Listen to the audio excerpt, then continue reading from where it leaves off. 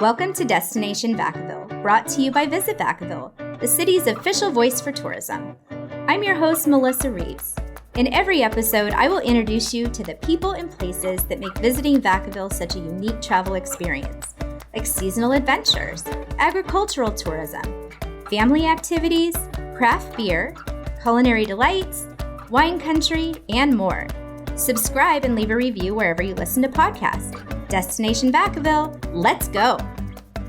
My guest today is Vacaville's amazing fire chief, Kris Concepcion. Thank you so much, Kris, for being my guest today. Absolutely. Glad to be here.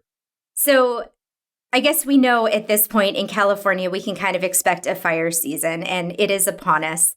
Can you tell us a little bit about what our residents can best do to prepare for fire season in Vacaville and our surrounding areas? Absolutely. Actually, it's not even a fire season anymore. Fire is year round, and it's become a year round reality. Unfortunately, especially here in California, we're getting fires early on in the year, unlike back in the previous years when we would say anywhere from June to November timeframe. Now we get fires all year round, but especially during the summers, our residents need to be prepared for the reality of fire. And the best thing that they can do as far as their homes is to make sure that there are no combustibles. So make sure that there are no weeds, especially dry weeds on their properties. Make sure that there's no wood piles piled up against their houses.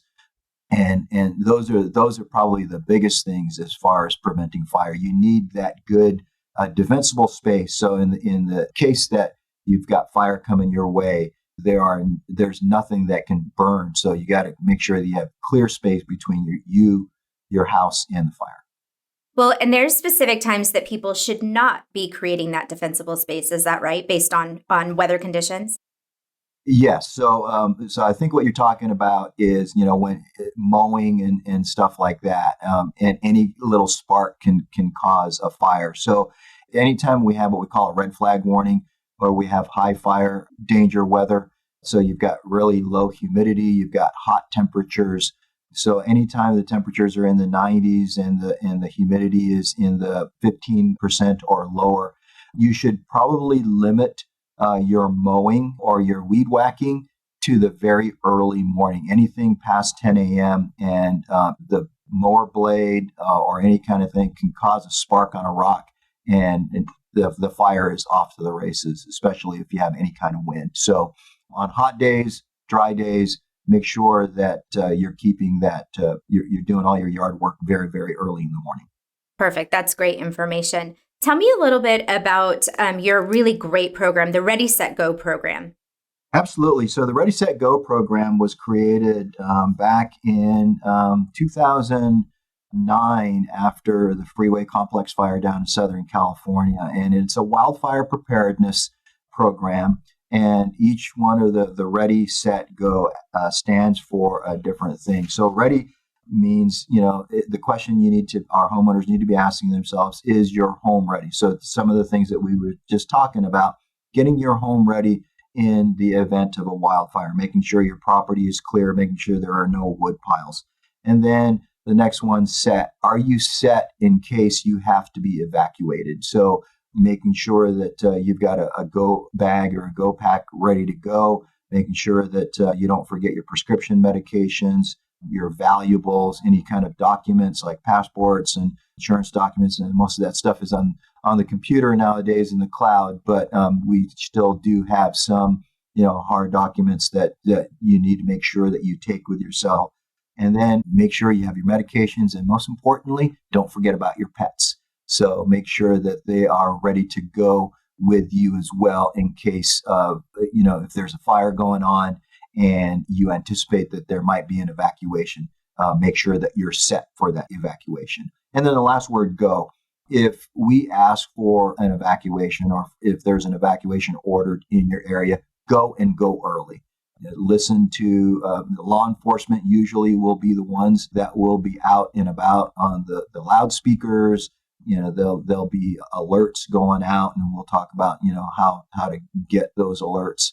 But pay attention to those things. And as soon as there is an evacuation in your area, don't waste any time, just go. And you mentioned pets. That's actually been one of the issues that we notice at Visit Vacaville and get calls about the most during fire situations is where do I go with my pet? We have 15 great hotels in Vacaville. Not all of them accept pets.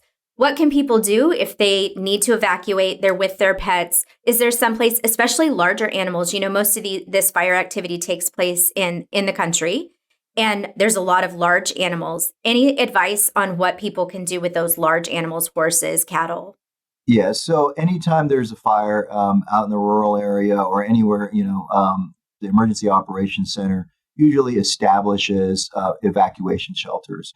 And they will establish evacuation shelters where you can take your small animals with you, where people go, and then they'll also establish large animal shelters. And so if you pay attention to the notices and you look on the websites as far as where that is, we'll usually send those alerts out as far as where those large animal shelters are. Many times it's at the fairgrounds in Vallejo, isn't that correct? It is, absolutely, yes. Yeah. Excellent. And so you were talking a little bit about the alerts and how people can be informed during fire activity. Where are some of the best places for people to keep informed? So there's a couple of different ways. On social media, if it's happening locally here, we try our best to update our Facebook and our Instagram pages with, and then our Twitter. We're trying to get some more followers on Twitter just so that we can get those alerts out. But we have significant following on Facebook. So we try to get those alerts out and updates on incidents through those methods. But immediate alerts, the Emergency Operations Center does a couple of different things. We use Nixle or Everbridge. And the way you sign up for that is if you text your zip code to 888-777, then you will be signed up for those alerts. And then there's also alertsolano.com. And if you go to alertsolano.com and sign up for alerts, you can be alerted through alertsolano.com by your email, by your cell phone, by your home line. In fact, I think I have 2 different emails, my work cell, my personal cell, and my work line. And so anytime there's an alert Solano, I get 5 different notifications on the same notification. But, better that you're notified than not notified. So, absolutely. And you can have as many ways of contacting you or as few as you like. But those are the 2. So alertsolano.com. You can sign up for as many as methods to notify you, or Nixle, text 888-777 with your zip code, and you'll be notified via text. Perfect. And so if you text Nixle and sign up for those alerts, do you have to live in our county to get those alerts? No, you don't. Great. Really thinking about visitors to Vacaville and how they're notified if they're visiting our area. Anywhere really in the state, those notifications are really important. Is there anything that any advice that you could give our visitors on how to handle if there's a fire outbreak where they happen to be in Vacaville? Well, luckily, if you're in the city of Vacaville, we've been pretty safe. I mean, the fires historically have hit rural Vacaville outside of the city in the unincorporated areas. But if you happen to be visiting the city of Vacaville, I would say, and there happens to be a fire that happens, pay attention to the news, pay attention to the radio, as well as to social media, as for different updates. And if there's any kind of evacuation, you will be notified if you're visiting. But pay attention to the news, I think, is the best advice that I can give for our visitors. I know that we get your notifications and Nixle notifications in our office, and then we actually send the information to all of our hotel general managers so that they can keep their guests informed as well. So I think we really appreciate all of the information that you put out during any activity. We are coming up on the 4th of July. Yes. Vacaville does not allow fireworks. Can you talk a little bit about the ban on fireworks here? And please encourage everyone to keep them out of our city this year. Obviously, we're very dry and in drought conditions. Yes, we are definitely in drought conditions, and it makes the problem even worse, than it usually is. And so So I want to reiterate, you're absolutely right. Any fireworks of any kind are illegal here in the city of Vacaville. That doesn't mean that you can go to the neighboring cities where they allow safe and sane, buy them, and bring them back into the city of Vacaville. That is absolutely not allowed. And in fact, the city council just voted on a new ordinance. It's called a social host ordinance, that if you are caught with illegal fireworks or safe and sane, it doesn't matter what kind of fireworks, we will actually cite the property owner for that. And so I do want everybody to know that there will be fines. We have zero tolerance, and there will be fines of up to $1,000. And they can definitely still see fireworks. The city has a beautiful display every year, so go see the big display downtown and leave the ones at home out. Yeah. As we like to say in the fire service, leave it to a pro, go to a show. Perfect. Right? I love it. And the city invest quite a bit of money in the show. It's a great show all the time, but we've got a lot of safety measures in place. The downtown Vacaville, where you can see that fireworks show. It's a great place to be during 4th of July. So definitely that's the alternative that we encourage everyone to do. Kris, as we kind of wrap up here, what I don't want to do is make people scared and afraid to visit or afraid to be around here. Clearly, you and your amazing team do such a great job of keeping our community safe. But definitely, if you can just remind everybody that you guys got this and that it is safe to be here, especially for visitors, not to be concerned to visit Vacaville or anywhere in California.